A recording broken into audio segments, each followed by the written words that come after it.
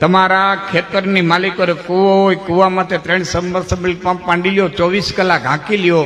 કૂવાના તળિયાથી પાણીની એકલી આવક હોય કે 24 કલાક પંપ હાંકો, 3 પંપ એક ધારા હાંકો, છતાં પાણી એક દોરાવ હેઠું ન ઉતરે. એક દોરાવ પાણી હેઠું ન ઉતરે. એટલી તળિયેથી આવક હોય.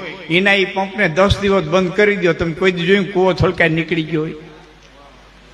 આવક ચાલુ છે, પંપ બંધ કરી દો, છલકાઈ નીકળી જવો જોઈએ ને. કોઈ જોયું કૂવો છલકાઈ નીકળી ગયો હોય?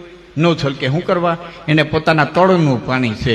નેઠા વિનાના નેરણા કાંઠાન બારા જાય, નદી નાળા હોકરા સલી સલીને વ્યા જાય. શું કરવા? ક્યાંય વાડીમાંથી જેડ્યું કે ડુંગરમાંથી જેડ્યું કે ગામમાંથી જેડ્યું કે પાદરમાંથી જેડ્યું?